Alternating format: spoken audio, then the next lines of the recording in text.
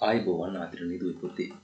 අද අපි ඔබ හම්බෙන්නේ ඔයගොල්ලන්ගේ ව්‍යාපාර අධ්‍යයන පාඩම් මාලාවේ 12 වෙනි පාඩමේ ප්‍රථම කොටස සමගයි. දුවේ පුතේ මේ 12 වෙනි පාඩම කියද්දී තව පුංචි විශේෂයක් තියෙනවා. ඒ තමයි 13 වසර විෂය නිර්දේශයේ ප්‍රථම පාඩමක් මේක. ඒ තමයි දුවේ පුතේ කළමනාකරණය. එහෙම නැත්නම් මැනේජ්මන්ට් කියන පාඩම. අපි මුලින්ම බලමු මොකක්ද මේ කළමනාකරණය කියන්නේ? කළමනාකරණය. මොකක්ද මේ කළමනාකරණය කියන්නේ? කළ යුතු දේ මනාව සිදු කිරීම අපි කියනවා කළමනාකරණය කියලා. එහෙනම් අපි කළමනාකරණය කියන්නේ මෙන්න මෙහෙම කියනවා කළ යුතු දේ මනාව සිදු කිරීම. දුවේ පුතේ මේ කළමනාකරණය ගැන කතා කරද්දී මේ කළමනාකරණය සම්බන්ධයෙන් නිර්වචන බොහොමයක් ඉදිරිපත් වෙලා තියෙනවා. හැබැයි මේ නිර්වචන වලින් අපි ඔයගොල්ලන්ගේ විෂය නිර්දේශ තුළ කතා කරනවා ප්‍රධාන නිර්වචන හතරක්. ඉන් පළවෙනි එක තමයි මේ විපාක කියන ආකාරයට අන් අය සමග සහ අන් අය ලවා වැඩ කරවා ගැනීමේ කලාව කළමනාකරණය වේ. එහෙනම් මේ විපාක කියන ආකාරයට අනිත් අය සමග ඒගොල්ලොත් එක්ක එකග වෙලා හරි ඒ අය හරහා වැඩ කරවා ගැනීමේ කලාව කළමනාකරණය. ඒ වගේම ජේම්ස් සහ ෆ්‍රීමන් මෙන්න මේ ආකාරයෙන් කියනවා. ඔවුන් කළමනාකරණ නිර්වචනය කරනවා ආයතනයක ප්‍රකාශිත පරමාර්ථ ඉටු කර ගැනීම සඳහා එම ආයතනයේ ඇති මානව හා භෞතික සම්පත් සැලසුම් කිරීම, සංවිධානය කිරීම, මෙහෙයවීම හා පාලනය යන කාර්යයන් ඇතුළත් ක්‍රියාවලිය කළමනාකරණය කියලා. එතකොට ජේම්ස් සහ ෆ්‍රීමන් කියන ආකාරයට ආයතනයේ ප්‍රකාශිත අරමුණු. මොකක්ද මේ ප්‍රකාශිත අරමුණු කියන්නේ? දැන් අපි කියනවා මේ ප්‍රකාශිත අරමුණු කියන්නේ ආයතනය කියනවා මෙන්න මේක අපි ලබන අවුරුද්දේදී කරගන්න අවශ්‍යයි. මෙන්න මේක තමයි අපේ ඉලක්කය. අපේ පාරිභෝගික ප්‍රමාණය වැඩි කර ගැනීම. අපේ ලාභය වැඩි කර ගැනීම. මෙන්න මේ ආයතනයේ කියලා තියෙන පරමාර්ථ ඉටු කරගන්න ආයතනයේ තියෙන මානව හා භෞතික සම්පත.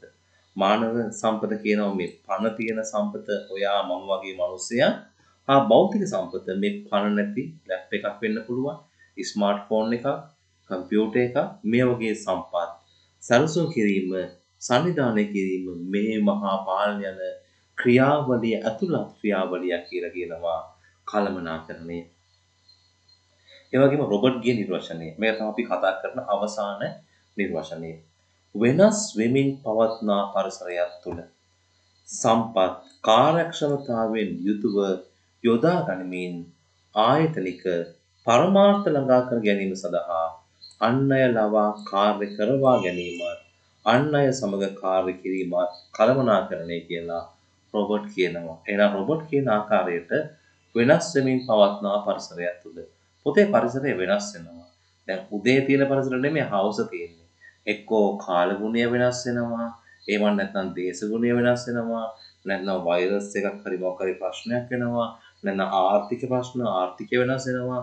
මේ වගේ වෙනස් වෙමින් පවත්නා පරිසරයක් තුළ මේ සම්පත්තික කාර්යක්ෂමතාවයෙන් යොදා ගනිමින් ආයතනයේ පරමාර්ථ ළඟා කර ගැනීම සඳහා අන් අය ලවා කාර්ය කරවා ගැනීමත් අන් අය සමග කාර්ය කිරීමත් කළමනාකරණය කියලා රොබර්ට් නිර්වචනය කරනවා.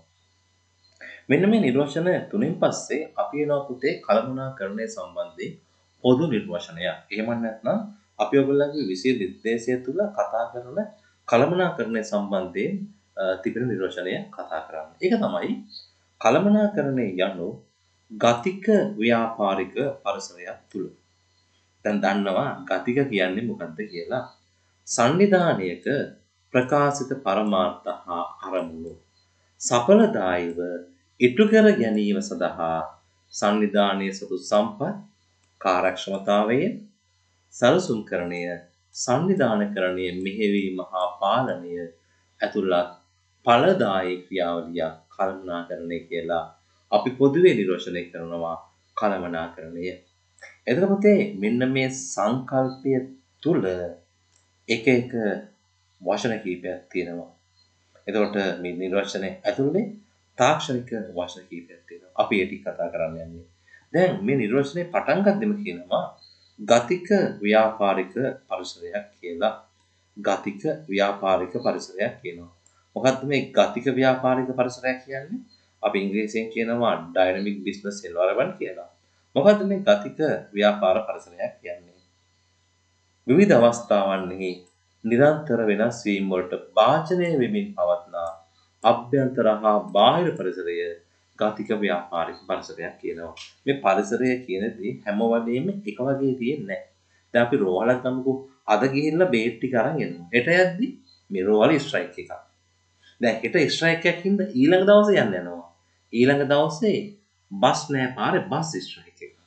එහෙනම් පුතේ මේ සමාගමක අභ්‍යන්තර පරිසරය කියන්නේ ඉන්න සේවකව අයින් වෙලා යනවා අලුත් සේවක වෙනවා සමාගමේ සේවක ස්ට්‍රයික් කරනවා මේ අභ්‍යන්තර පරිසර වෙනස් වෙනවා ඒ වගේ බාහිර පරිසරය තෙල් මිල ඉහළ යනවා එක්කෝ ස්වභාවික ආපදාවක් හින්දා වෙනස් වෙනවා මේ වගේ පුතේ වෙනස් වෙන පරිසර අපි කියනවා ගතික ව්‍යාපාර පරිසරයක් කියලා. දෙවැනි කොටස තමයි සංනිධානයක නැත්නම් ආයතන සංනිධාන. මේ මොකද්ද මේ ආයතනයක් සංනිධානයක් කියන්නේ? දැන් මේ නිර්වචනය නම් පුතේ මීට කලින් ඕගොල්ලෝ පාඩම් වලදී කතා කරලා තියෙනවා. එහෙනම් අපි කතා කරමු මොකක්ද මේ සංනිධානයක් කියන්නේ කියලා.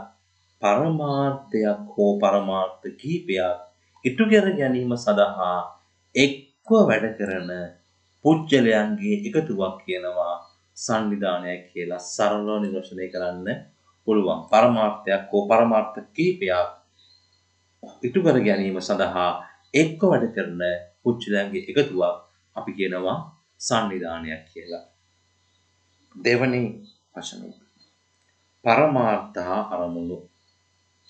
පරමාර්ථ හා අරමුණු. මොකක්ද මේ පරමාර්ථ කියන්නේ?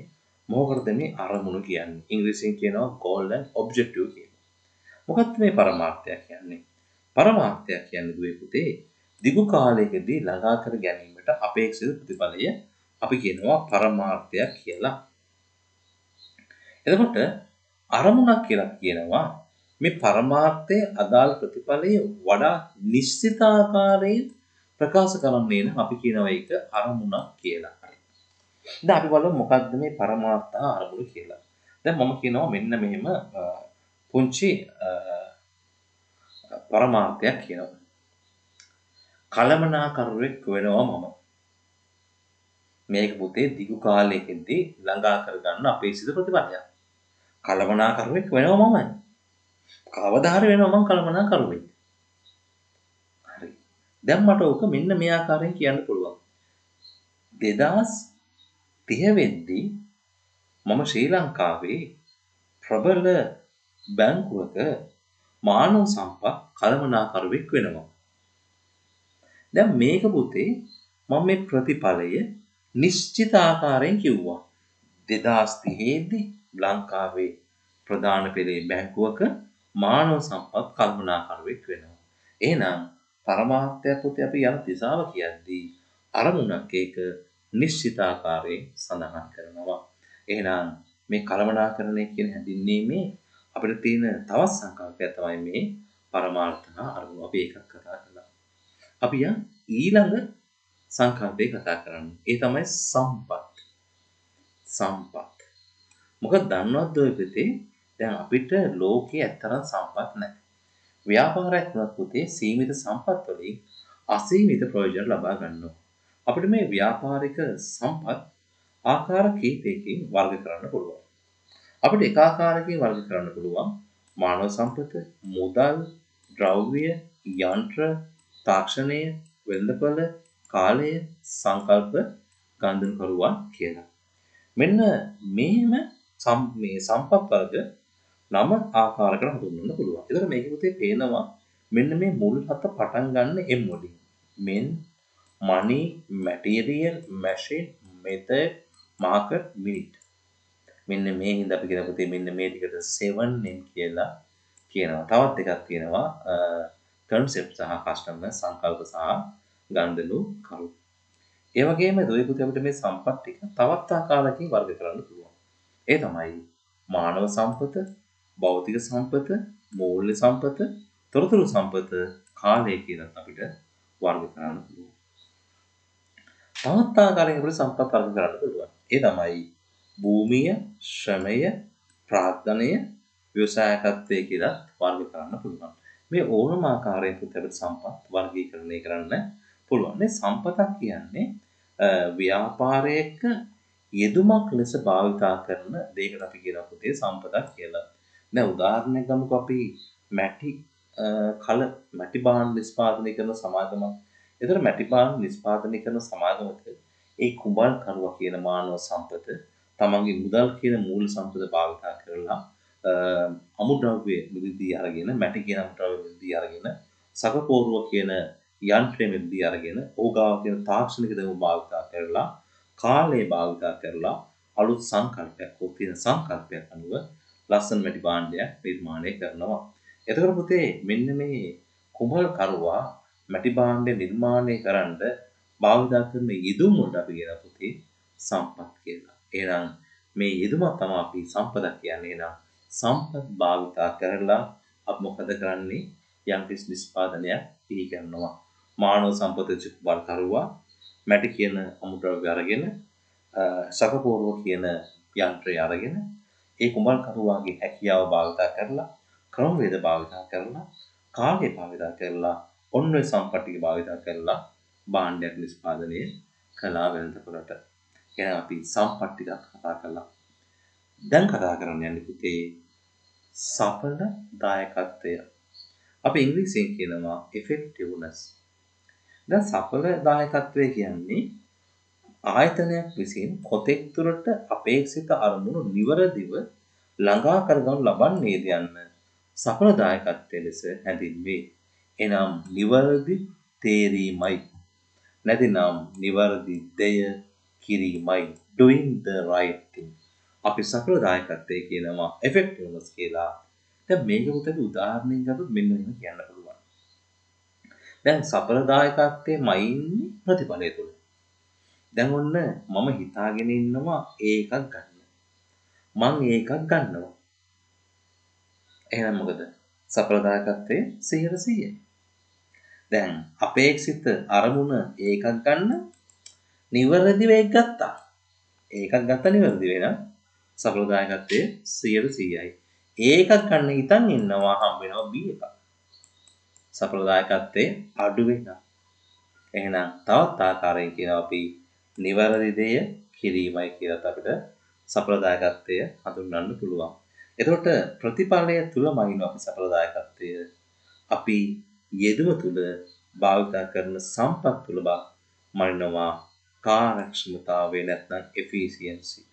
කාර්යක්ෂමතාවය කියන්නේ අපේක්ෂිත අරමුණු ඉටු කර ගැනීමේදී අවම සම්පත් ප්‍රමාණයක් භාවිත කර උපරිම නිවුමක් ළඟා කර ගැනීම කාර්යක්ෂමතාවය ලෙස හඳුන්වනවා. අවම සම්පත් ප්‍රමාණයක් පාවිච්චි කරලා උපරිම නිවුමක් ළඟා කර ගැනීම. ඔන්න මට පුළුවන් වෙනවා දුවේ පුතේ රෙදි මීටරයක් භාවිත කරලා සර්ට් එකක් මහන්න. මම ඊළඟ පාර රෙදි මීටර් භාගයක් භාවිත කරලා සර්ට් එකක් මහන්න. එහෙනම් මොකද? කාර්යක්ෂමතාවයේ වැඩි. ඇයි? සම්පත් ප්‍රමාණය අවම භාවිත කරලා උපරිම නිවුමක් ළඟා කරගත්තා. මේ කාර්යක්ෂමතාවයේ තව ආකාරයකින් කියනවා කළ යුතු කාර්ය නිවරදිව කිරීමයි කියලා. අපි පුතේ ගත්තොත් එහෙම මේ යම්කිසි භාණ්ඩයක් හෝ නිෂ්පාදන ක්‍රියාවලිය ප්‍රධාන කොටස් තුනක් තියෙනවා. අපි ඉංග්‍රීසියෙන් කියනවා input, processing, output කියලා. සිංහලෙන් කියනවා ආදාන, සැකසුම්, ප්‍රතිදාන කියලා. එතකොට අපි මෙන්න මේ මෙතන තමයි සම්පත්. දැන් මැටි ටික ආදානයක් විදිහට භාවිත කරලා සකපෝරුවේ තියලා කරකවලා අවසානයේ මැටි භාණ්ඩය නිර්මාණය කරනවා. එහෙනම් මෙන්න මෙතන තමයි අපි බලන්නේ කාර්යක්ෂමතාවය. සඵලතාවය බලන්නේ මෙන්න මෙතන අවුට්පුට් එකේ බලන්නේ. ඉන්පුට් එකේ බලනවා අපි කාර්යක්ෂමතාවය. එහෙනම් සඵලතාවය කියනවා අපේක්ෂිත අරමුණු නිවර්දු ළඟා කර ලබන්නේද කියන එක කාර්යක්ෂමතාවය කියනවා. අවම සම්පත් ප්‍රමාණය භාවිත කර උපරිම නිමුම ළඟා කර ගැනීම කියනවා කාර්යක්ෂමතාවය කියන්නේ. එතකොට දෙවි පුතේ අපි සඵලදායකතාවය අවුට්පුට් වල බලද්දී කාර්යක්ෂමතාවය බලනවා ඉන්පුට් වල. එහෙම නැත්නම් යෙදුම් වල අපි සඵලදායකතාවය බලනවා ප්‍රතිඵලය තුල. හරි. දැන් අපි තවත් නිර්වචනයක් කතා කරන්න යන්නේ. ඒ නිර්වචනය කතා කරන්න කලින් මේ කාර්යක්ෂමතාවයයි සඵලතාවය අතර සම්බන්ධතාවය අපි කතා කරන්න යන්නේ. දැන් ආයෙත් මම පොඩ්ඩක් පස්සට ආවොත් මට කියන්න පුතේ මැටි විශාල ප්‍රමාණයක් නාස්ති කරලා කලගෙඩිය හදලා හරියන්නේ නැහැ නේ. ඒ වගේම පුතේ මැටි පොඩ්ඩක් පාවිච්චි කරලා හොඳට අර පිළිවෙලින් පාවිච්චි කරලා කලේ හදාගන්න බැරිනොත් ඒත් වැඩක් නැහැ. හැබැයි කලේ හැදුවත් වැඩක් නැහැ අනවශ්‍ය ආකාරයෙන් මැටි පාවිච්චි කරලා. මැටිත් පුතේ ඊටාම හොඳින් පාවිච්චි කරලා මැටිත් අනවශ්‍ය ආකාරයෙන් පාවිච්චි කරලා කලෙත් හදාගන්න බැරි වෙන අවශ්‍ය ආකාරයෙන් ඒත් වැඩක් වෙන්නේ නැහැ. එහෙනම් වැඩක් තියෙන්නේ මොකද්ද? අවම ආකාරයෙන් සම්පත් භාවිත කරලා හරියට කලගෙඩිය හදාගන්න එක තමයි හොඳම දේ. ඒ කියන්නේ කාර්යක්ෂමතාවය 100%ක් තියෙන්න ඕනේ. සඵලදායක 100%ක් තියෙන්න ඕනේ. ඇයි? කාර්යක්ෂමතාවය අපි කතා කළා සම්පත්.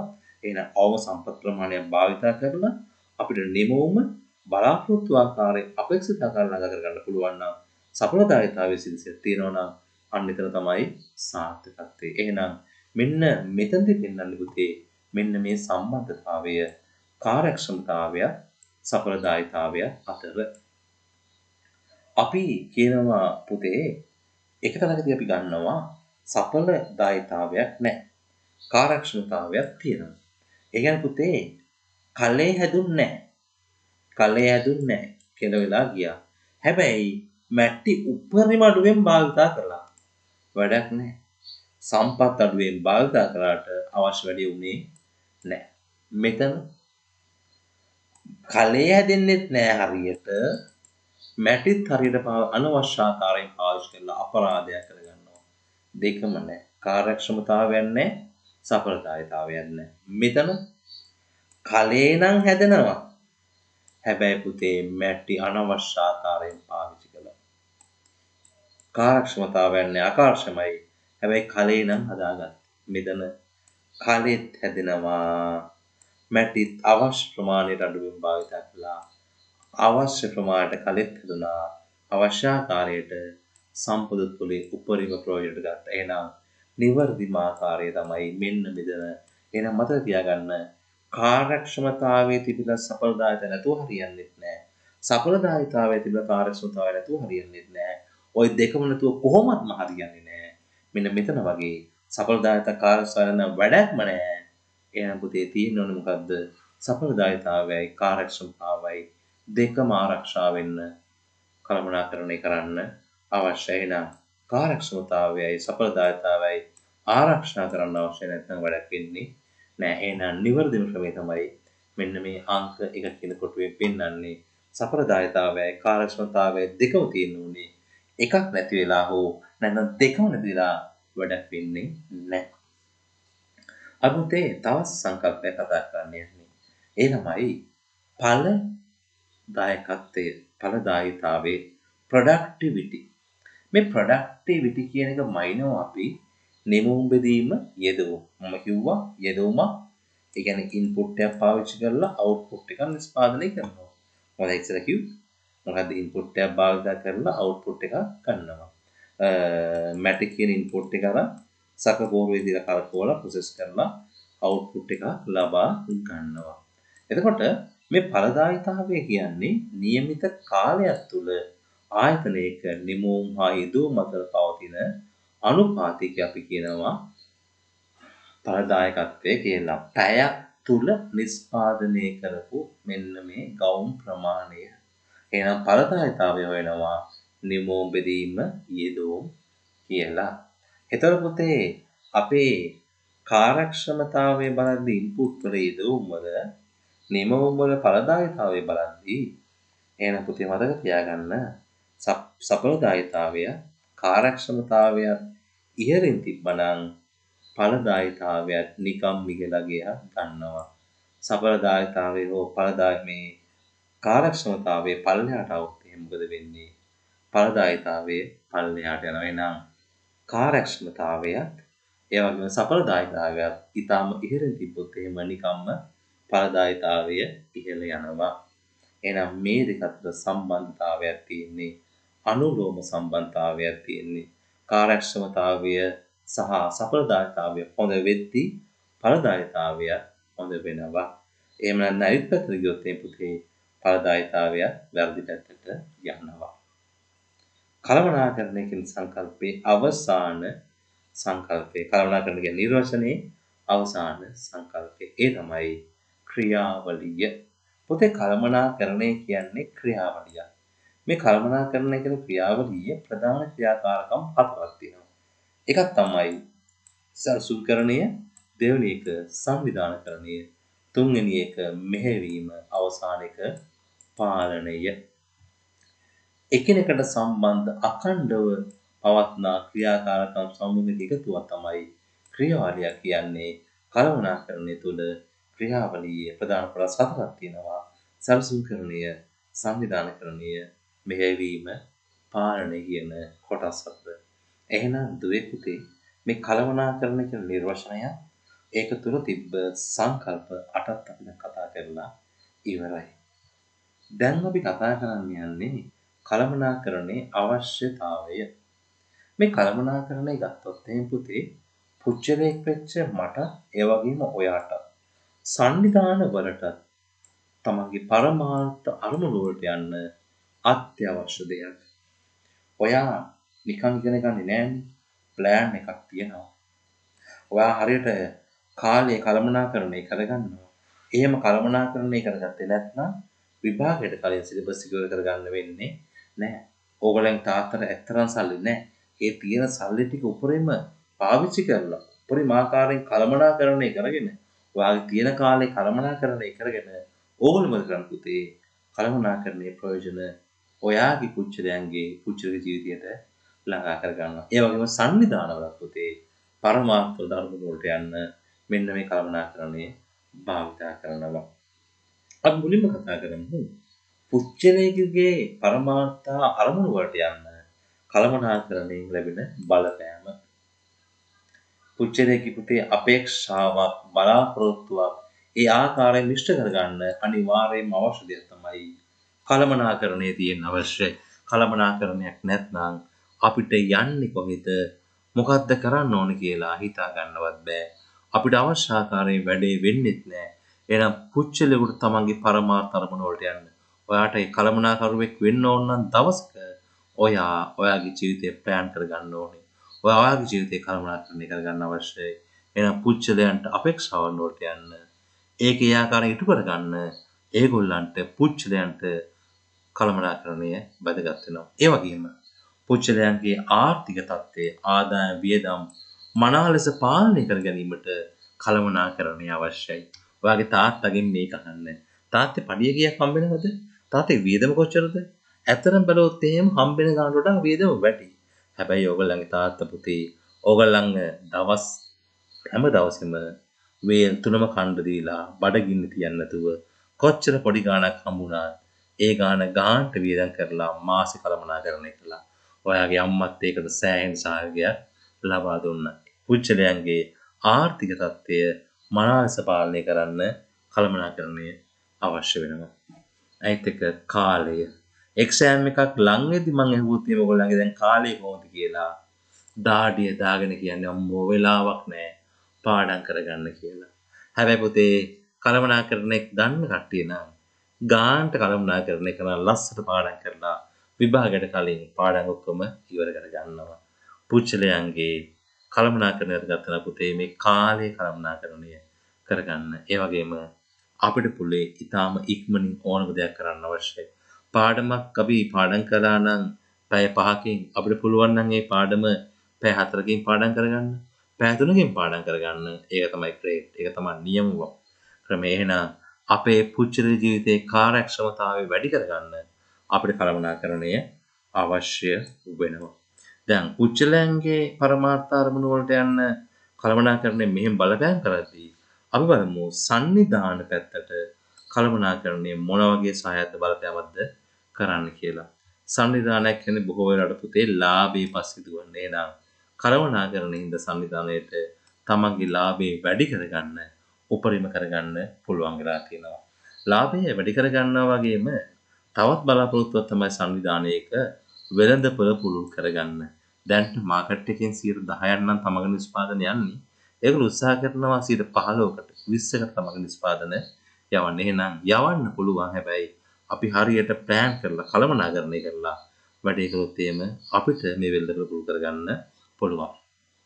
ඒ වගේම වෙළඳපොළ කොටස් වැඩි කර ගැනීමට ව්‍යාපාරයේ ගමන් මඟ තීරණය කිරීමට සමහර ව්‍යාපාර තියෙනවා අපි එදත් දැක්ක විදිහට තවමත් තියෙනවා හෙටත් එහෙම තියෙයි. සමහර ව්‍යාපාර තියෙන පුතේ දකින්න දවසෙන් දවස සංවර්ධනය වෙනවා. එහෙනම් හොඳ කළමනාකරණයක් තියෙන ව්‍යාපාරය යන ගමන් මඟ තීරණය කරනවා මේ කළමනාකරණය. ව්‍යාපාරයක් ගැන පුතේ වැඩ කටයුතු විශාල ප්‍රමාණයක් තියෙනවා. මෙන්න මේ විශාල ප්‍රමාණයක් තියෙන වැඩ කටයුතු ටික සරසම් කරණය කරගන්න කළමනාකරණය උදව් කරනවා. අනිත් පැත්තෙන් ව්‍යාපාරයේ සාර්ථකත්වය මන බලන්න අපි කොහෙද හිටියේ කොතනටද ඇවිල්ලා තියෙන්නේ කියලා අපේ සාර්ථකත්වය මන බලන්නත් කළමනාකරණය අවශ්‍ය වෙනවා. අපි ගාව තියෙන සීමිත සම්පත් හරියට අංශ 4 බෙදාගෙන උපරිම දෙයක් වැඩ කරන්න කළමනාකරණය අවශ්‍ය වෙනදී අවසාන වශයෙන් අපි කතා කරනවා සංවිධාන වලට කළමනාකරණය බලපෑම් විදිහට සංවිධානයේ කටයුතු වල පුච්චලයන් නිරත කරවීමට සංවිධානයේ මිනිසුන් හරි තැන හරි පුච්චලයා හරි වෙලාවට දාන්න අවශ්‍යයි. එනම් කළමනාකරණයේ සංවිධානයේ කටයුතු වලට පුච්චලයන් යොදවන්න අවතාල අවශ්‍ය බලපෑම සිද්ධ කරනවා. අපි ඒ පැත්තෙන් කතා කරලා ඉවර කරද්දී දුවේ පුතේ කළමනාකරණයේ අවශ්‍යතාවය පුච්චලයන්ගේ පරමාර්ථ අරමුණු වලටත් ඒ වගේම සංවිධානයේ පරමාර්ථ අරමුණු වලටත් කතා කරලා අවසන් කරද්දී දැන් අපි කතා කරනවා ආයතනයකට කළමනාකරණයේ තියෙන වැදගත්කම. ආයතනයකට ඇයි මේ කළමනාකරණය වැදගත් වෙන්නේ කියලා අපි කතා කරනවා. පළවෙනි දේ තමයි ආයතනයේ පරමාර්ථ අරමුණු සාර්ථකව ළඟා කරගන්න කළමනාකරණය අවශ්‍යයි. අපිට පුතේ කිසිම ප්ලෑන් එකක් නැතුව එළියට බැස්සොත් එහෙම යන තැනක් වෙන දෙයක් කරන්න දෙයක් හිතා ගන්න බෑ. හැබැයි අපි ප්ලෑන් එකක් ඇතුව එළියට බැස්සොත් එහෙම ප්ලෑන් කරපු ආකාරයෙන් අපිට වැඩේ කරගන්න පුළුවන්. එහෙනම් පුතේ ආයතනයකට ආයතනයේ පරමාර්ථ අරමුණු වලට සාර්ථක යන්න අවශ්‍ය දෙයක් තමයි කළමනාකරණය. කළමනාකරණය කරගත්තේ නැත්නම් හරියට සැලසුම් කරණය කරගත්තේ නැත්නම් හරියට සංවිධානය කරගත්තේ නැත්නම් හරියට මෙහෙයුවේ නැත්නම් හරියට පාලනය කරේ නැත්නම් ඔය කියන කළමනාකරණේ කාර්යයන් කරගත්තේ නැත්නම් ආයතනයකට තමන්ගේ පරමාර්ථ අරමුණු වලට යන්න බෑ. අනිත් දේ තමයි පුතේ අපිට සම්පත් ඇති තරම් නැහැ. මෙන්න මේ සීමිත සම්පත් කාර්යක්ෂමව හා සඵලදායීව යොදා ගන්න කළමනාකරණය අපිට උදව් කරනවා. අනිත් පැත්තෙන් ගතික ව්‍යාපාර පරිසරයකට සාර්ථක ප්‍රතිචාර දැක්වීමට කළමනාකරණය අවශ්‍යයි.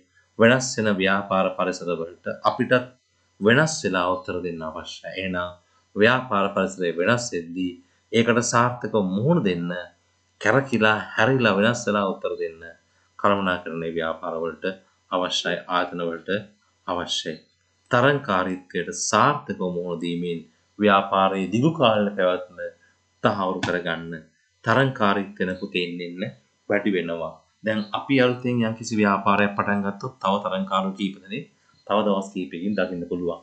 එහෙනම් මෙන්න මේ තරංකාරීත්වය තරංකරුවත් එක්ක හැප්පෙන්න කළමනාකරණය අවශ්‍යයි ආයතනයකට. ආයතනීය පුළුල් වීමත් සමග ඒ වායි කටයුතු සංකීර්ණ භාවයට පත්වන බැවින් තත්ත්වයන් සාර්ථකව මුහුණ දීමට කළමනාකරණය අවශ්‍යයි. එහෙනම් ආයතනයේ ක්‍රමක්‍රමයෙන් පුළුල් වෙද්දී ඒවැය කටයුතු සංකීර්ණ වෙද්දී ඒවට පුතේ මුහුණ දෙන්න කළමනාකරණය අවශ්‍යයි. ආයතනයේ පිළිබඳ ඇල්මැති පාර්ශ්වයන්ගේ අපේක්ෂා උපරිම ලෙස ඉටු කරන්න. ඇල්මැති පාර්ශ්වය කියන්නේ සේවකයෙක් වෙන්න පුළුවන්, හිමිකරුවෙක් වෙන්න පුළුවන්, ගනුදෙනුකරුවෙක් වෙන්න පුළුවන්.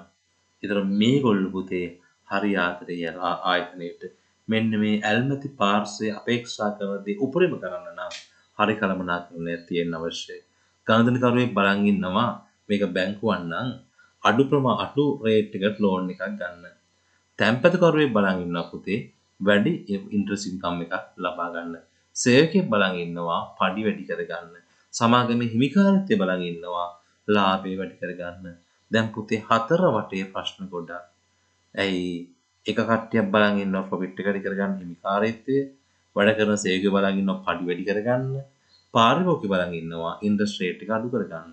එහෙනම් මේ අල්මැති පාර්ශ්වයන්ගේ අපේක්ෂා උපරිම ඉටු කරගන්න හරියට කළමනාකරණය කරගත්තොත් එහෙම අපිට අඩු සම්පත් ප්‍රමාණයකින් වැඩි ලාභයක් ගන්න පුළුවන් හින්දා ඔය හැම පැත්තටම උදව් කරන්න පුළුවන් කළමනාකරණය හරියට ප්ලෑන් කළොත්. ගැටලු වලට සාර්ථකව මුහුණ දීමට නිවැරදි තීරණ ගන්න කළමනාකරණය අවශ්‍යයි. කළමනාකරණය තියෙනවා නම් එන ප්‍රශ්න වලට උපක්‍රමශීලීව සාර්ථකව මුහුණ දෙන්න පුළුවන්. ව්‍යාපාර සමාජ වගකීම් ඉටුවන ආකාරයෙන් කටයුතු කරගෙන යාමට ව්‍යාපාරයක් කියන පුතේ තනියෙන් ලාභ ලබලා තමන්ගේ මල්ල පුරව ගන්න එක නෙමෙයි දැන්. ව්‍යාපාරයේ තමන්ගේ ලාභ ලබද්දී ඇයිත් පැත්තෙන් ව්‍යාපාරයට සමාජ වගකීම් ඉටු කරන්නත් කළමනාකරණය වැදගත් වෙනවා. එහෙනම් පුතේ ආයතනයේට කළමනාකරණය මෙන්න මේ සාධක සඳහා වැදගත් වෙනවා. දැන් අපි කතා කරන්න යන්නේ කළමනාකරුවෙකුගේ විවිධ භූමිකා. කළමනාකරුවෙක්ගේ විවිධ භූමිකා කතා කරන්න කලින් අපි බලමු මේ කවුද කළමනාකරුවෙක් කියන්නේ කියලා. කළමනාකරුවෙක් කියන්නේ පරමාර්ථ අරමුණු ළඟා කර ගැනීම සඳහා කාගේද සංනිධානයක පරමාර්ථ අරමුණු ළඟා කර ගැනීම සඳහා සැලසුම්කරණය, සංනිධානකරණය, මෙහෙයවීම හා පාලනය කරන ලබන පුච්චලයට අපි කියනවා කළමනාකරු කියලා.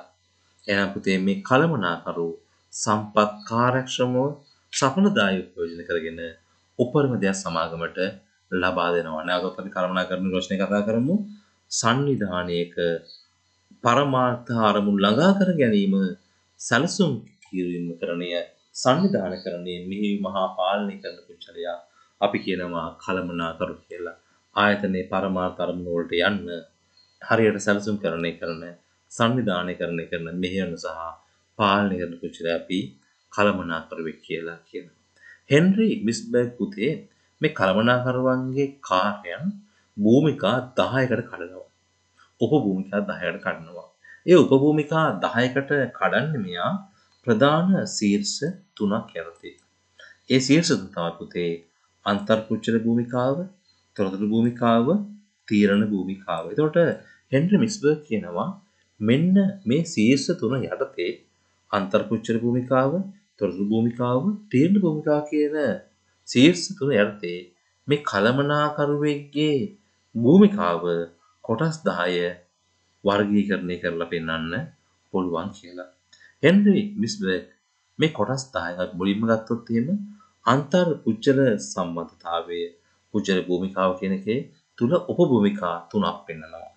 ඒ තමයි මෙහා පුතේ මේ කළමනාකරුවා ආයතනයක ප්‍රධානියා විතරට කරන්න අවශ්‍ය. ඒ ආයතනයේ ප්‍රධානියා කියන්නේ දැන් ආයතනයක් කියන්නේ පණ නැහැ. ආයතනට විරුද්ධව කවුරුන් නඩුවක් දැම්මොත් එහෙම කරන්නේ. ආයතනට ගිහිල්ලා උසාවියේ පෙනී සිටින්න බෑ. ආයතනීය වෙනුවෙන් නාම මාත්‍ර නායකයා විදිහට සංකේත නායකයා විදිහට නීත්‍යානුකූල හා එදිනදා කටයුතුවලදී පෙනී සිටීම තමයි මේ ආයතන ප්‍රධානියා කියලා කියන්නේ. එහෙනම් පුතේ මතක තියාගන්න හෙන්රි මිස්බර්ග්ගේ අන්තර්පුච්ඡල භූමිකාවල පළවෙනි භූමිකාව ආයතන ප්‍රධානය කියන භූමිකාව තුළ මොකක්ද කළමනාකරුවක් කියන්නේ? එයා නාම මාත්‍ර විධායකයෙක් විදිහට ආයතන ඉදින්දා කටයුතු යෙදී සිටිනවා. අමුත්තම් පිළිගැනීම ආයතනයේ වෙනුවෙන් ඒ වගේම නීත්‍යානුකූල දී වලට අත්සන් කරන්න, රැස්වීම එවතීම මේ වගේ කාර්යයක් භූමිකාවක් කළමනාකරුවෙක් කරනවා. හෙන්රි මිස්බර්ග්ගේ අන්තර්පුච්ඡල භූමිකාවල දෙවැනි උපභූමිකාව තමයි නායකයා. සංවිධානයේ අරමුණු ඉටු කර ගැනීම සඳහා අනුගාමිකයන් අභිප්‍රේරණය කිරීම මඟ පෙන්වීම. මොකද්ද නායකයෙක් කරන්නේ? නිකන් බලන් ඉන්නවද? නෑ. නායකයා පස්සේ පුතේ අනුගාමික වෙනවා, ෆලෝවර්ස්ලා ඉන්නවා. අන්න ඒ කට්ටිය අභිප්‍රේරණය කරනවා, මඟ පෙන්වනවා. මොකක් සඳහාද? සන්නිධානයේ අරමුණු ඉටු කර ගැනීම සඳහා එහෙනම් කළමනාකරුගේ ඊළඟ භූමිකාව තමයි පුතේ සන්නිධානයේ අරමුණු ඉටු කරගන්න අනුගාමිකයන් තමයි පස්වෙන කට්ටිය අභිපේරණය කිරීම. එතන මේක අභිපේරණය කරන්නේ කොහොමද? එයා කරන වැඩ පොඩ්ඩක් අගය කරන්න ඕනේ. අඩුපාඩුවක් දුක්පත් ගුණ දොස් කියා දෙන්න අවශ්‍යයි. එයා කරන වැඩ ප්‍රමාණය මැනලා බලන්න ඕනේ. එයාව ට්‍රේනින් කරන්න ඕනේ. ඔන්න ඔය ආකාරයෙන් පුතේ නායකයා කියන භූමිකාව කළමනාකරුවාට ක්‍රියාත්මක කරන්න වෙනවා. ඊළඟ භූමිකාවද සමතතා පවත්නා ආයතනය හා විවිධ පාර්ශ්ව අතර සමතා පැවැත්වීම තමයි ඔහු ඊළඟ කාර්ය වෙන්නේ. ගන්ධකරුවොත් එක්ක සැපයුම්කරුවන් එක්ක පුතේ එයා සමතා පදවන්න මේ සමතා පවත්වා ගන්න අවශ්‍යයි. එහෙනම් අපි හෙන්රි මිස්බර්ග්ගේ පළවෙනි ප්‍රධාන භූමිකාව වන අන්තර්පුච්ච භූමිකාවේ උපභූමිකා තුනක් අපි කතා කළා. දැන් කතා කරන්න යන්නේ පුතේ හෙන්රි මිස්බර්ග්ගේ දෙවන ප්‍රධාන භූමිකාව තොරතුරු භූමිකාව. තොරතුරු භූමිකාව තුල පුතේ අපිට උපභූමිකා තවත් තුනක් දකින්න පුළුවන්. ඒ තමයි නියාමකයෙක්ගේ කාර්යය, තොරතුරු බෙදා හරින්නේගේ කාර්යය, මාධ්‍ය ප්‍රදාසකගේ කාර්ය කියන උපභූමිකා තුන දකින්න පුළුවන් අපිට කළමනාකරුවෙක්ගේ තොරතුරු භූමිකාව කියන ප්‍රධාන භූමිකාව තුල. මොකද්ද මේ නියාමක කාර්ය කියන්නේ? නියාමක කාර්ය කියන්නේ පුතේ පරිසරය හා සංවිධානයට වඩා හොඳින් තේරුම් ගැනීමට උපකාරී වන විවිධ අභ්‍යන්තර හා බාහිර තොරතුරු සොයා ගැනීම හා ලබා ගැනීම. එයා නියාමකයෙක් විදිහට පුතේ මේ ආයතනයට බලපාන බාහිර සහ අභ්‍යන්තර තොරතුරු හොයා බලන්න අවශ්‍යයි. සමහර ලාවට පුවත්පත් වලින් වෙන්න පුළුවන්, වාර්ෂික වාර්තා වලින් වෙන්න පුළුවන්. එහෙම නැත්නම් කළමනාකරන සාකච්ඡා වලින් Taman දන්න මාර්ගයක් කරලා වෙන්න පුළුවන්. එයා හොයා බලන්න අවශ්‍යයි මේ බාහිර සහ අභ්‍යන්තර තොරතුරු සංවිධානයට බලපාන. ඊළඟ කාර්යය තොරතුරු බෙදා හරින්නා කාර්යය. මේ තොරතුරු එක්කව කරන් Taman ගාව තියෙන හරියන්නේ නැහැ. අභ්‍යන්තර හා බාහිර ලබා ගන්නා තොරතුරු නිවැරදි තීරණ ගැනීම සඳහා සමාජිකයන් අතර බෙදා හැරීමේ කාර්යයක් කරන්න අවශ්‍යයි. එක්කෝ තමන්ගේ ප්‍රධාන පෙළේ කළමනාකරුවන්ට එහෙම නැත්නම් කොටස් හිමියන්ට බෙදා හරින්න අවශ්‍යයි. අවසාන භූමිකාව තොරතුරු භූමිකාවේ මාධ්‍ය ප්‍රකාශකයෙක් විදිහට සංවිධානය නියෝජනය කරමින් පුතේ මෙයා අභ්‍යන්තර පාර්ශ්වයන්ට මෙන්න බාහිර පාර්ශ්වයන්ට තොරතුරු සපයන්න අවශ්‍යයි. හමුදා මාධ්‍ය ප්‍රකාශක, පොලිස් මාධ්‍ය ප්‍රකාශක වගේ මේගොල්ලෝ පුතේ තොරතුරු සපයන්න අවශ්‍යයි අභ්‍යන්තර සහ බාහිර පාර්ශ්ව වලට. ඊළඟ ප්‍රධාන භූමිකාව එහෙම නැත්නම් තුන්වෙනි සහ අවසාන ප්‍රධාන භූමිකාව ඒ තමයි තීරණ භූමිකාව. තීරණ භූමිකාවේ අපි පළවෙනි කාර්ය කතා කරනවා ව්‍යවසායකයෙකු. එතකොට මේ ව්‍යවසායකයෙක් කියන්නේ පුතේ අලුත් දෙයක් කරන කෙනෙක්, අලුත් දෙයක් හිතන කෙනෙක්. වෙනස් වෙන පරිසර තත්ත්වයන්ට ගැලපෙන පරිදි සංවිධානය තුළ වෙනස් කිරීම සිදු කිරීම, එක්කෝ නව ව්‍යාපෘතියක් පටන් ගැනීම, අලුත් රසායනික පටන් ගැනීම, මෙන්න මේ කාර්ය තමයි ව්‍යවසායකයෙකු වශයෙන් කළමනාකරන රංගපාන තියෙන උපභූමිකාව. ඇයිතක බාධා පාලනය කරන්න අනපේක්ෂිත තත්ත්වයන්ට සාපේක්ෂව මුහුණ දීමට ක්‍රියාමාර්ග ගැනීම. වැඩ වර්ජන වෙන්න පුළුවන්, මොකරි කම්පැනියක් ගිවිසුම් කඩකිරීමක් වෙන්න පුළුවන්, පාරිභෝගික පැමිණිල්ලක් වෙන්න පුළුවන්. මෙන්න මේ පුතේ අනපේක්ෂිත තත්ත්වයන්ට මුහුණ දෙන්න කටයුතු කරන තමයි බාධා පාලනය කිරීම කියන කොටස. 9 වෙනි එක එහෙම නැත්නම් තුන්වෙනි ප්‍රධාන භූමිකාවේ තුන්වෙනි එක සම්පත් වෙන් කර දෙන්න. මෙයා පුතේ සංවිධානයේ විවිධ අංශ අතර සම්පත් බෙදා හරින්න අවශ්‍යයි. ව්‍යාපාර කරන්න අවශ්‍ය සම්පත් හරියාකාරයෙන් බෙදා හැරීම වගකීමත් මේ කළමනාකරු වාසිතුවක් වෙන්නේ. අවසාන භූමිකාව සාකච්ඡා කරන්නේ අභ්‍යන්තර හා බාහිර ගැටලුවලදී මැදිහත් කරු ලෙස ක්‍රියා කිරීම ඊළඟ කාරණය. මොකද පුතේ ප්‍රශ්නයක් නැත්තනක් හොයාගන්න බෑ. මෙන්න මේ අභ්‍යන්තර සහ බාහිර ප්‍රශ්න ආවට පස්සේ මැදිහත් කරුවෙක් වශයෙන් කටයුතු කිරීම තමයි ඊළඟ භූමිකාව වෙන්නේ. එහෙනම් දුවේ පුතේ මේ කතා කරන ඉවර කරේ හෙන්රි මිස්බර්ග් අනුව කළමනාකරුවෙක්ගේ උපභූමිකා 10ක් තියෙනවා. ඒ උපභූමිකා 10 ශීර්ෂ තුනක් යටතේ බෙදලා තියෙනවා. ඒ ශීර්ෂ තුන තමයි අන්තර්පුච්ඡිත භූමිකාව, තොරතුරු භූමිකාව තීරණ භූමිකාව කියලා. එහෙනම් ඒ උපභූමිකා මේ 10 තමයි අපි කතා කළේ. දැන් කතා කරන්න යන්නේ විවිධ කළමනාකරන මට්ටම් හා ඊට අදාළ කළමනාකරන කුසලතා. අපි මුලින්ම කතා කරනවා විවිධ කළමනාකරන මට්ටම් සම්බන්ධයෙන්. සංවිධානයක් තුළ කළමනාකරුවන් විවිධ මට්ටම් වල ස්ථානගත විය හැකිය. බලතල හෙවත් අධිකාරිය අනුව කළමනාකරුවන් අපිට වර්ග තුනකට වර්ගීකරණය කරන්න පුළුවන්. එතකොට මේ කළමනාකරුවන් ඔවුන්ගේ අධිකාරීත්වය බලතල අනුව පුතේ අපිට කොටස් තුනකට වර්ගීකරණය කරන්න පුළුවන්. ඒ කොටස තමයි අග්‍ර කළමනාකරුවෝ. අපි ඉංග්‍රීසියෙන් කියනවා টপ මැනේජ්මන්ට් එක. දෙවෙනි තමයි පුතේ මැද කට්ටිය මධ්‍ය කළමනාකරුවෝ මිඩල් මැනේජර්ස්ලා. අවසාන එක පළමු පෙළ කළමනාකරුවෝ ෆස්ට් ලයින් මැනේජර්ස්ලා. මේ අග්‍ර කළමනාකරුවෝ කියන්නේ සමාගමේ උඩම ඉන්න කට්ටිය. පළමු පෙළ කළමනාකරුවෝ කියන්නේ පුතේ මෙන්න මෙතනින් පල්ලෙහා ඉන්නවා සේවකයෝ. මෙන්න මේ සේවකයොත් එක්ක වැඩ කරන පල්ලෙහා මට්ටමේ කළමනාකරුවෝ. මධ්‍යම කළමනාකරුවෝ කියන්නේ ඉහළ සහ පහළ අතරමැද ඉන්න කළමනාකරුවෝ.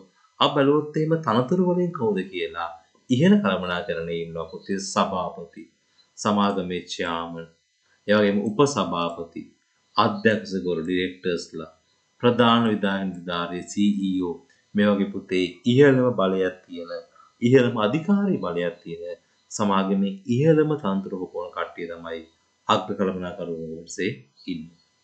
මැද මට්ටමේ ඉන්නවා පුතේ එක එක අංශභාර කළමනාකරුවෝ.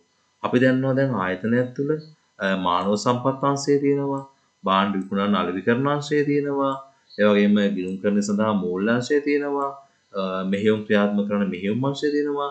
මෙන්න මේ අංශභාර ඉන්න කළමනාකරුවෝ තමයි බොහෝ වෙලාවට මැද මට්ටමේ ඉන්නේ. පල්ලෙහා මට්ටමේ සේවකයොත් එක්ක වැඩ කරන මට්ටමේ ඉන්නවා සුපරීක්ෂකවරුලා, වැඩමූලිකවරුලා, කාර්යාල කළමනාකරුවෝ වෙන පුතේ. මේ මට්ටම් අනුව අපිට මේ ගන්න පුළුවන් උදාහරණ කීපයක් ගත්තේ. අපි දැන් කතා කරමු කවුද මේ අග්‍ර කළමනාකරුවෝ කියන්නේ කියලා. ඒතකොට සමාගමේ ඉහළම මට්ටමේ කටයුතු කරන කළමනාකරුවෝ තමයි අග්‍ර කළමනාකරුවෝ. টොප්ම ලෙවල් එක සමාගමේ ඉහළම මට්ටම තමයි අග්‍ර කළමනාකරුවෝ කියන්නේ. ඒතකොට මෙන්න මේ අග්‍ර කළමනාකරුවෝ තමයි පුතේ ඉදිරි ගමන් මඟ තීරණය කරන්නේ සමාගමේ. මුළු සමස්ත ආයතනෙම සමාගමෙම ඉදිරි ගමන් මඟ තීරණය කරන්නේ ඒ සඳහා වගකීම දරන්නේ මෙන්න මේ ඉහළ කළමනාකරුවෝ. එතකොට පුතේ මේ ඉහළ කළමනාකරුවෝ අග්‍ර කළමනාකරුවෝ තමයි සංවිධානයේ පරමාර්ථ අරමුණු ස්ථාපිත කරන්නේ. අපි කොහෙද යන්නේ? මොකද්ද කරන්නේ? මොකද්ද අපේ ගෝල් එක? මොකද්ද අපේ ඔබ්ජෙක්ටිව් එක කියන්නේ පිටවන්නේ ඉහළ කළමනාකරුවෝ. ඒ වගේම උපාය මාර්ග ස්ට්‍රැටජි ප්‍රතිපත්ති තීරණය කිරීමේ වගකීමත් ඉහළ කළමනාකරුවන්ට තියෙනවා. ආයතනයේ සමස්ත ක්‍රියාවලිය නිරීක්ෂණය කිරීම හැම වැඩක්ම බැලීමේ වගකීමත් මේ කළමනාකරුවන්ට තියෙනවා. ඒ වගේම Tamanට පල්ලෙහා ඉන්න මධ්‍ය කළමනාකරුවන් පාලනය කිරීමේ බලය මේ අග්‍ර කළමනාකරුවන්ට ලැබෙනවා. එහෙනම් අග්‍ර කළමනාකරුවෝ කියන්නේ පුතේ සමාගමේ උඩම ඉන්න කළමනාකරුවෝ ටික. අපි ගත්තොත් එimhe ශ්‍රී ලංකාවේ රජය ගත්තොත් එහෙම අගමැති ජනාධිපති තමයි උඩම ඉන්නේ. එහෙනම් යම්කිසි ආයතනයක ඉහළම ඉන්න টොප්ම ලෙවල් එකේ ඉන්න කට්ටිය තමයි අපි කියන අග්‍ර කළමනාකරුවෝ කියලා. මේගොල්ලෝ පුතේ බොහෝ වෙලාවට ආයතනයේ පරමාර්ථ අරමුණු ස්ථාපිත කරන්නේ මේගොල්ලෝ, ප්‍රතිපත්ති තීරණය කරන්නේ, උපාය මාර්ග හදන්නේ, මේ වගේ කාර්යයන් තමයි මේ ඉහළම කළමනාකරුවෝ කියන්නේ. මධ්‍ය කළමනාකරුවෝ කියන්නේ පුතේ ඉහළත් පහළත් අද මැද ඉන්න කට්ටිය. ඒතර මේගොල්ලෝ ගොඩක් වෙලාවට දෙපාර්තමේන්තු වල ප්‍රධානියෝ, මානව සම්පත් අංශයේ ප්‍රධානිය, අලෙවි අංශයේ ප්‍රධානිය, මෙහෙයුම් අංශයේ ප්‍රධානිය, නිෂ්පාදන අංශයේ ප්‍රධානිය, ගිණුම් කරන අංශයේ ප්‍රධානිය. එහෙනම් පුතේ මධ්‍ය කළමනාකරන මට්ටමේ ඉන්නේ පුතේ දෙපාර්තමේන්තු වල ප්‍රධානී. සංවිධානයේ ප්‍රධාන අංශවල හෝ දෙපාර්තමේන්තු වල හෝ ප්‍රධාන වශයෙන් කටයුතු කරන්නේ මධ්‍යම කළමනාකරුවෝය. ඉහළ කළමනාකරණයේ උපායශීලී තීරණ පහළ කළමනාකරණයට අවශ්‍ය මෙහෙයුම් තීරණ බවට පත් කර කළමනාකරුවන් තමයි මේගොල්ලෝ. දැන් පුතේ ඉහළ කළමනාකරණය ගත්තට පස්සේ තීරණයක් අපි මෙච්චරකින් ප්‍රොෆිට් එක වැඩි කරනවා කියලා ඒක පල්ලෙහාට එකපාරට එහෙම ගේන්න බෑ. එහෙනම් ප්‍රොෆිට් එක වැඩි කරනවා නම් කරන්න ඕන දේවල් ටිකක් තියෙනවා. අපි වැඩිපුර අපි බැංකුවක් කියලා ගමුකෝ. වැඩිපුර ගනුදෙනු කරුවන්ට ලෝන් දෙන්න අවශ්‍යයි. ඔයගේ පුතේ ඔන්න ඕවා පල්ලෙහා කළමනාකරුවන්ට මෙහෙයුමක් වශයෙන් කරන ආකාරයෙන් පරිවර්තනය කරලා දෙන්නේ. මැද පෙළ කළමනාකරුවෝ ඉහළින් ගන්න උපාය මාර්ග තීරණ ටික අරගෙන පල්ලෙහා කළමනාකරුවෝ ටික කරන්න ඕන ආකාරයට පරිවර්තනය කරලා දීමේ කාර්යභාරය මධ්‍ය කළමනාකරුව කරනවා. ඒ වගේම ඒගොල්ලන්ට පල්ලෙහාන් ඉන්න පහළ කළමනාකරුවන්ගේ ගැටලු ටික මෙයා අහලා මෙහාට සංවිධානය කිරීමත් ඉහළ කළමනාකරුවන්ගේ දේවල් ටික පල්ලෙහාට සංවිධානය කිරීමේ වගකීමත් මේ මැද කළමනාකරුවන්ට තියෙනවා. එහෙනම් මොන් පළමු පෙළ කළමනාකරුවන්ගේ කටයුතු සම්බන්ධයෙන් වගකීමෙන් බැඳෙනවා. ඒතර පල්ලෙහා කට්ටිය පාලනය කිරීම වගකීම තියෙන මේගොල්ලන්ට මේගොල්ලන්ව පාලනය කරලා ඉහළ කට්ටිය මැද කට්ටිය පාලනය කරලා මැද කට්ටිය පාලනය කරන පුතේ පහළ කළමනාකරුවන්ව අර්ථ සහ පළමු පෙළ කළමනාකරුවන්ට සම්බන්ධීකරණය කරන්නේ මේ මැද කළමනාකරුවෝ. මෙන්න මේ දෙන්න අතර පාර හදලා තියෙන්නේ මැද කළමනාකරුවෝ. අර්ථ කළමනාකාරීත්වය විසින් සංවර්ධනය කරන සැලසුම් උපක්‍රම හා ප්‍රතිපත්ති ක්‍රියාත්මක කිරීම. টොප් මැනේජ්මන්ට් එක ඉහළම කළමනාකරණය ගන්න සැලසුම් ඒ වගේම ප්‍රතිපත්ති උපක්‍රම ක්‍රියාත්මක කිරීමක් කීමත් මධ්‍ය කළමනාකරුවන්ට තියෙනවා. අනිත් පැත්තෙන් මේ ඉහළ කළමනාකරුවන්ට තීරණ ගන්න අවශ්‍ය තොරතුරු ලබා දෙන්නේ මෙන්න මේ මට්ටමේ කළමනාකරුවා. පළමු පෙළ කළමනාකරුවන්ගේ කටයුතු අධීක්ෂණය හා පාලනය. ඔවුන්ට පල්ලෙහාන් ඉන්න මෙන්න මේ කළමනාකරුවන් වැඩ අධීක්ෂණය පාලනය කරන කාර්යයක් මෙන්න මේ කළමනාකරුවන්ට තිබෙන කාර්යයක්. එහෙනම් අපි මේ වෙද්දී අග්‍ර කළමනාකරුවෝ කතා කළා. ඒ වගේම මධ්‍යම කළමනාකරුවෝ කතා කළා. දැන් කතා කරන්නේ කවුද? පළමු පෙළ කළමනාකරුවෝ. පළමු පෙළ කළමනාකරුවෝ කියන්නේ පුතේ ඔවුන්ට පල්ලෙහාන් ඉන්නේ වැඩ කරන සේවකයන්. එහෙම නැත්නම් කළමනාකරුවන් නොවන සේවකයන්. ඒගොල්ලොත් එක්ක ඍජුවම සම්බන්ධ වෙලා මේගොල්ලෝ මොකද කරන්නේ පුතේ? ආයතනයේ මැද පෙළ මධ්‍ය කළමනාකරුවන්ගේ සැලසුම් නිර්දේශ අනුව මේ වැඩ ටික මේගොල්ලෝ හරහා කරගැනීමේ කාර්ය කරනවා පළමු පෙළ කළමනාකරුවෝ.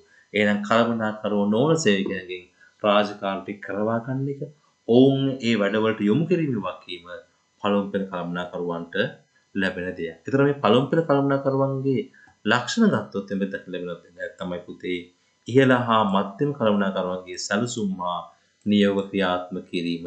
උඩ කවුරු ගත්තත් පුතේ මෙයා ගත්තත් වැඩ කරන සේකු ඉන්න මේගොල්ලන්ට පල්ලෙහාගෙන මේගොල්ලෝ සහ මේගොල්ලෝ ගන්න තීරණ ටික මෙන්න මේ පහළ කට්ටිය හරහා කරගැනීම වගකීම පළමු පෙළ කළමනාකරුවන්ට ලැබෙනවා. කළමනාකරුවන් නොවන සේකයන්ගේ කටයුතු අධීක්ෂණය හා පාලනය. මේ පල්ලෙහා ඉන්න පුතේ කළමනාකරන නොවන සේවකයන් මෙන්න මේ සේවකයන් අධීක්ෂණය කරන එක පාලනය කරන එක මෙන්න මේ අපේ පළමු පෙළ කළමනාකරුවන්ට ලැබෙනවා. හරි. ඒකත් එක්ක පුතේ දැන් අපි කතා කරන්න යනවා කළමනාකරණයේ ගාව තියෙන උන කුසලතා. දැන් ඔයාට මට ඔය හැමෝටම කළමනාකරුවෙක් වෙන්න බෑනේ. ඇයි ඌ කළමනාකරුවෙක් උනේ? ඌ ගාව තියෙන කුසලතා කීපයක් හින්දා. ඇයි ඌ වෛද්‍යවරයෙක් උනේ? වෛද්‍යවරයෙක් උනේ ඇයි? ඒ ඌ ගාව තියෙන කුසලතා කීපයක් හින්දා. ඇයි ඌ ඉංජිනේර කෙනෙක් උනේ? ඒ ඌ ගාව තියෙන කුසලතා හින්දා. එහෙනම් කළමනාකරුවෙක් නිකන් වෙන්න බෑ පුතේ. එයා ගාව ප්‍රගුණ කළ යුතු කුසලතා කීපයක් තියෙනවා. එතකොට මෙන්න මේක අපි කොටස් තුනකින් වර්ග කරනවා. රොබර්ට් අනුව පුතේ මෙන්න මේ කළමනාකරුවෙක් ගාව තියෙන කුසලතා වර්ග තුන තමයි පළවෙනි එක සංකල්පනාත්මක කුසලතාවය. එහෙම නැත්නම් conceptual skill එක. දෙවෙනි එක මානව කුසලතාවය human skill එක. අවසාන එක තාක්ෂණික කුසලතාවය technical skill එක. එහෙනම් කළමනාකරුවෙක් ගාව තියෙන ප්‍රධාන කුසලතා තුන තමයි රොබර්ට් අනුව සංකල්පනාත්මක කුසලතාවය, මානව කුසලතාවය, තාක්ෂණික කුසලතාවය. මොකද්ද මේ සංකල්පනාත්මක කුසලතාවය කියන්නේ? තවත් නමක් කියනවා මනෝභාවාත්මක කුසලතාවය කියලා. සංකීර්ණ අවස්ථා තුළ ටිකක් හිතන්න අමාරු තරඟකාරී අවස්ථාවල නව අදහස් විශ්ලේෂණය කිරීම මානසික හැකියාව කියනවා සංකල්පනාත්මක කුසලතාවය කියලා. ඒ කියන්නේ හොඳට හිතන්න පුළුවන්. හොඳට හිතලා කල්පනා කරලා වැඩ කරන්න පුළුවන්. ලොකෝ ප්‍රෙෂර් එකක් තරහාගෙන වැඩ කිරීමේ හැකියාව තමයි පුතේ මේ සංකල්පනාත්මක කුසලතාවය කියන්නේ.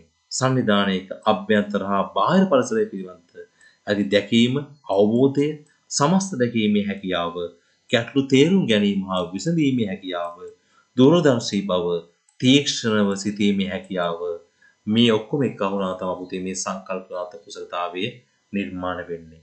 මේ සංකල්පනාත්මක කුසලතාවයේ තියෙනවා කියන උට ඕනම අවස්ථාවක මොකක්ද වෙලා තියෙන කියලා තේරුම් අරගෙන අවබෝධ කරගෙන ගැටලුව විසඳලා ඒක දුර බලලා සලසුම් කිරීම හැකියාව තමයි කියන්නේ සංකල්පනාත්මක කුසලතාවය කියලා.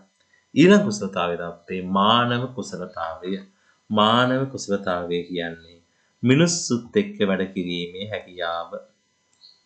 එහෙනම් මොකද අපිට පුතේ කළමනාකරුවෙකුට මිනිස්සු ලවා වැඩ කරවා ගන්න අවශ්‍යයි. ඒ වගේම මිනිස්සුත් එක්ක එක්කම වෙලා වැඩ කරන්න අවශ්‍යයි. එහෙනම් මේ මානව කුසලතාවය කියන්නේ මිනිස්සුත් එක්ක වැඩ කිරීමේ හැකියාව අපි කියනවා human skill කියලා. අවසාන කුසලතාවය තාක්ෂණික කුසලතාවය technical skill. දැන් අපි දන්න පුතේ එක එක කාර්යයන් වලට ඒකට අදාළ සුවිශේෂී දැනුමක් තියෙන අවශ්‍යයි. පළපුරුද්දක් හැකියාවක් තියෙන අවශ්‍යයි. අපි මේකට තමයි කියන්නේ තාක්ෂණික කුසලතාවය කියලා. හිතන්නකෝ අපි මාළු අල්ලනවා කියලා නිකන් අල්ලන්න බෑ. ඒක අල්ලන්න පළපුරුද්දක් තියෙන්න ඕනේ. දැනුමක් තියෙන්න ඕනේ. හැකියාවක් තියෙන්න ඕනේ නා. කල්පනාකරට පුතේ තමන්ගේ ශේෂ්ත්‍රය තුල හොඳ දැනුමක් පළපුරුද්දක් හැකියාවක් තියෙන්න අවශ්‍යයි. අපි කියනවා ඒකට තාක්ෂණික කුසලතාවය කියලා. දැන් පුතේ මේ කුසලතාව තුන ගත්තොත් එහෙම අග්‍ර කළමනාකරුවෝ, මධ්‍ය කළමනාකරුවෝ, පළමු පෙළ කළමනාකරුවෝ කියලා අපි කළමනාකරුවෝ ටික ගත්තොත් එහෙම මේ හැම කළමනාකරුවටම පුතේ මේ කුසලතා එක වගේ අවශ්‍ය වෙන්නේ නැහැ. අපි මුලින්ම ගත්තොත් එහෙම සංකල්පනාත්මක කුසලතාවය. හොඳට හිතලා තීරණ ගැනීම, සැලසුම් කිරීම, ඕනම ප්‍රෙෂර් එකක්, ඕනම අමාරු අවස්ථාවක වැඩ කිරීමේ හැකියාව වැඩියෙන්ම තියෙනුනේ කාටද පුතේ? ඉහළම කළමනාකරුවන්ට, අග්‍ර කළමනාකරුවන්ට. එනවා සංකල්පනාත්මක කුසලතාවය වැඩියෙන්ම තියෙන්න ඕනේ අග්‍ර කළමනාකරුවන්ට. එතකොට සංකල්පනාත්මක කුසලතාවය අඩුවෙන්ම තියෙන්න ඕනේ කාටද? පල්ලෙහා ඉන්න කට්ටියට සේකත් එක්ක වැඩ කරන පළමු පෙළ කළමනාකරුවන්ට. ඇයි? ඒගොල්ලන්ට තියෙන පුතේ මේගොල්ලෝ කිව්ව දේ කරන්න විතරයි. වෙනම හිතන්න දෙයක් නැහැ. එහෙනම් සංකල්පනාත්මක කුසලතාවය අඩුවෙන්ම තියෙන්න ඕනේ පළමු පෙළ කළමනාකරුවන්ට. මධ්‍යම කළමනාකරුවන්ට පුතේ සංකල්පනා කුසලතාවය ඉහළ පෙළ නැත්නම් අග්‍ර කළමනාකරුවන්ට නැති වුණාට පහළ කටට වඩා වැඩි තියෙන්න අවශ්‍යයි. හැබැයි ඕකේ අනිත් පැත්ත පුතේ තාක්ෂණික කුසලතාවය. ඇයි වැඩිපුරම පුතේ දැන් ගාමන්ට් එකක් ගන්නකෝ. දැන් ළමයි කියනවා අනේ මිස් මේ මගේ මේ ඉදි කට්ට කැඩලා කියලා. ඉදි කට්ට කැඩලා නම් ඒකට ගන්න ඕන ක්‍රියාමාර්ගය මොකද්ද? ඒ තාක්ෂණික හැකියාව තියෙන පුතේ ගාමන්ට් එකේ සුපර්වයිසර් එනවා. පළමු පෙළ කළමනාකරුවන්ට තාක්ෂණික හැකියාව වැඩි තියෙන්න ඕනේ. ගාමන්ට් එකේ ඉන්න බ්ලොක්කර් යන්නේ ඉදිකට නුර දාන්නේ. එයා යන්නේ ඒ කරන්නේ කවුද? ඒ සේවකයාත් එක්ක වැඩ කරගෙන පළමු පෙළ කළමනාකරුවා. එහෙනම් පළමු පෙළ කළමනාකරුවාට උද තාක්ෂණික හැකියාවක් තියෙන්න අවශ්‍යයි. අඩුම තාක්ෂණික හැකියාවක් තියෙන කාටද? ඉහළ පෙළ කළමනාකරුවන්ට. මැද පෙළ කට්ටියට පුතේ පළමු පෙළ තරම් හැකියාව නැතුණාට ඉහළ පෙළට වඩා වැඩි වෙන්න අවශ්‍යයි. මානව කුසලතාවය මිනිස්සුත් එක්ක පුතේ හැම මට්ටමකම වැඩ කරන්න අවශ්‍යයි. එහෙනම් කිසිම මට්ටමක පුතේ මානව කුසලතාවය අඩු වෙන්නේ හැම මට්ටමක පුතේ එක හා සමානව තියෙන්න අවශ්‍යයි. මෙන්න ඒක තමයි පුතේ මෙතන අපි කතා කරලා තියෙන්නේ. එහෙනම් සෑම මට්ටම කළමනාකරුවෙකුට මානව කුසලතාවය එකසේ වැදගත්. මොකද හැමෝම මිනිස්සුත් වැඩ කරන්න අවශ්‍යයි. එහෙනම් මානව කුසලතාවය හැමෝටම එක හා සමානව තියෙන්න අවශ්‍යයි. ඉහළ මැද පහළ කියලා වෙනස් වෙන්න ඕනේ. පළමු පෙළ කළමනාකරුවන්ට තාක්ෂණික කුසලතාවයේ වැඩිපුර තියෙද්දී ඉහළම කළමනාකරුවන්ට සංකල්පනාත්මක කුසලතාවයේ වැඩි තියෙන්න අවශ්‍යයි. එහෙනම් ඉහළ කළමනාකරුවන්ට සංකල්පනාත්මක කුසලතාවය වැඩි වෙද්දී පහළ පෙළ කළමනාකරුවන්ට තාක්ෂණික කුසලතාවය වැඩි වෙන්න අවශ්‍යයි. එහෙනම් දුවේ පුතේ කළමනාකරුවා තමන්ගේ භූමිකාව සාර්ථක කරගන්න මෙන්න මේ කුසලතා ටික අනිවාර්යෙන් තියෙන්න අවශ්‍යයි. දවසක ඕගොල්ලෝ කළමනාකරුවෙක් වෙන්න හිතන් ඉන්නවා නම් මතක තියාගන්න මෙන්න මේ කුසලතා ටික ඕගොල්ලෝ හදා ගන්න අවශ්‍යයි. එහෙනම් දුවේ පුතේ අපි 12 වෙනි පාඩමේ කළමනාකරණය කියන පාඩමේ ප්‍රථම දේශනය අවසන් කරනවා. බොහොමත්ම ස්තුතියි හැම දිනාටම